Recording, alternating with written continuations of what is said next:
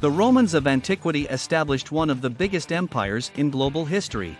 Although the Roman Empire only existed from around 30 BCE to 476 CE, the ancient Roman culture began to develop much earlier, in the decades after 800 BCE. We shall discuss ancient Rome's civilization in this video. The name Ancient Rome refers to both the central Italian city of Rome and the empire it later ruled, which included much of Western Europe and the whole Mediterranean basin. When it was at its largest, it spanned from what is now northern England to southern Egypt and from the Atlantic coast to the Persian Gulf's coastlines. Rome was directly positioned within the Mediterranean civilizational enclave due to its location in central Italy.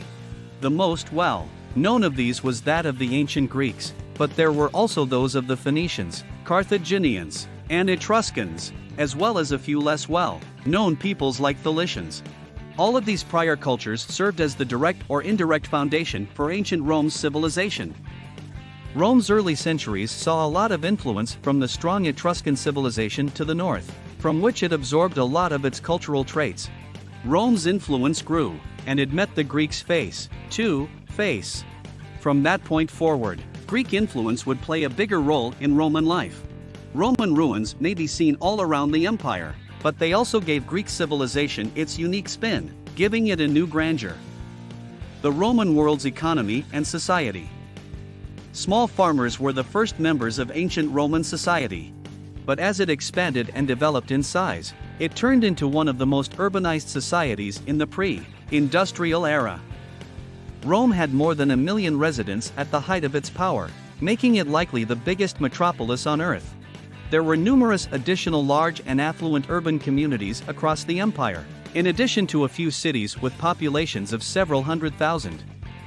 These cities possessed several characteristics that would have been extremely recognizable to us today, like tall apartment buildings, dense slums, busy streets, plazas, towering public administration buildings, etc. Ancient cities. The number of cities in the Roman Empire was roughly 2,000.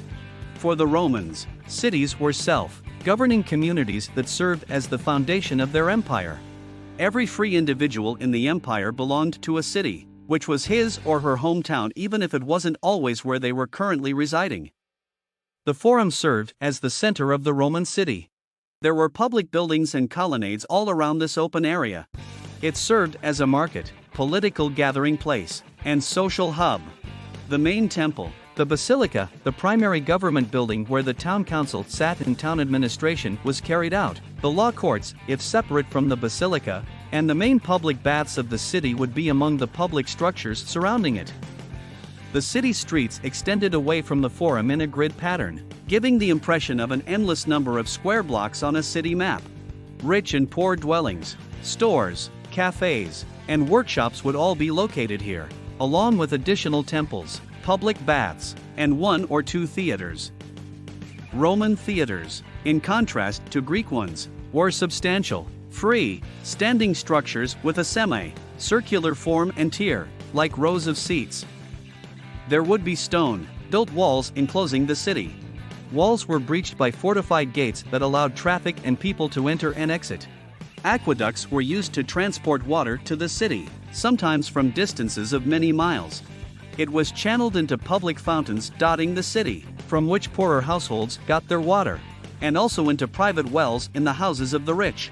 The amount of fresh water available in an average Roman town was significantly more than in succeeding ages, even up until 200 years ago. Along with public restrooms, Roman cities featured public drains and sewers to remove the city's waste. The amphitheater was outside the walls. Gladiatorial battles and wild animal displays were displayed here. Amphitheaters were constructed similarly to theaters, although their shape was circular as opposed to semi-circular. There were numerous cities along the water or by huge rivers. A harbor with stone or wood quays for loading and unloading ships and docks for shipbuilding or repair would be located here. Its controlled region was all around the city. Scattered throughout the countryside were hamlets and villages, whose residents frequented the city for markets or other special events. There were also villas of the wealthy to be seen, which were huge farmhouses situated on rural estates cultivated by slaves or tenant farmers. Some houses were palaces located in lovely parks that were truly gorgeous. Agriculture. Like other pre-modern societies, agriculture played a major role in the Roman economy, with the cultivation of grains, vineyards, and olives, as well as the raising of sheep, goats, and cattle. This was typical ancient Mediterranean agriculture for the Romans. By today's standards, the majority of landholdings were only a few acres in size. 100 acres was regarded as a significant estate. However, a lot of affluent Romans built enormous slave-run farms throughout the late Republic. Grain brought from outside was used to feed the city of Rome's people as it expanded into a sizable imperial metropolis. Vegetables, olives, wine, and other farm products were still in high demand. As a result, intensive farming and market gardening were introduced to the countryside close to Rome. The goal of writing agricultural manuals was to disseminate effective food-producing techniques. Markets and industries. The Pax Romana that the Romans created around the Mediterranean was immensely beneficial to commerce economically. The imperial era had the most substantial long-distance marine trade of any period before the 19th century. The establishment of farms and estates raising crops for sale, artisans specializing in export goods, and highly organized trading operations spanning the empire were all influenced by the increase in trade.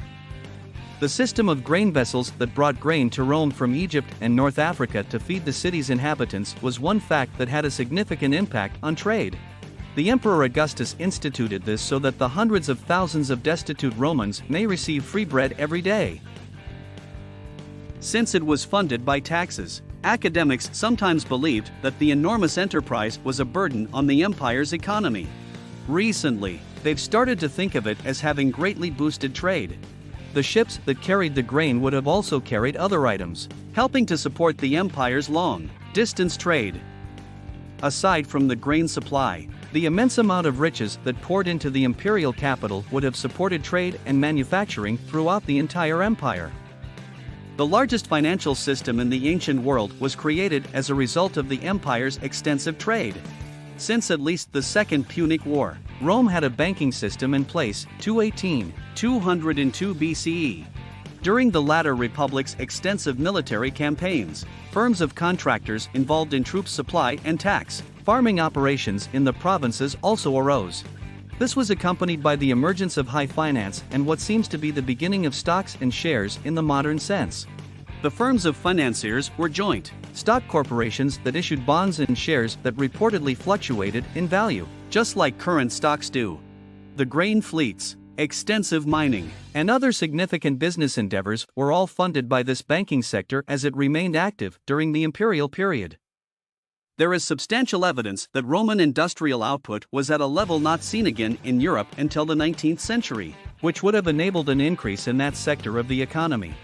For instance, copper mines that grew in Spain were enormous by pre-modern standards. Small workshops run by potters, blacksmiths, bronze workers, carpenters, leather workers, cobblers, lamp makers, and other craftsmen were where the majority of industrial output took place. In most of these, the labor would be made up of family members and some slaves. Some workshops, though, were far bigger. Numerous laborers, primarily slaves, were employed by the armories that provided the Roman army. Social groups. Roman society underwent significant change as the city-state grew into a vast empire, but the fundamental class divisions persisted for nearly the entirety of Roman history. The senators, or members of the Senate, the Council of State, and their families were positioned at the top. These were likely all patricians in early Rome, a class of hereditary nobles. However, as time went on, individuals from plebeian households were admitted, and the Senate's membership grew more diverse. So this is the end of our video. Do you feel it helpful? Post your valuable response in our comments section below, and subscribe to our YouTube channel for more videos.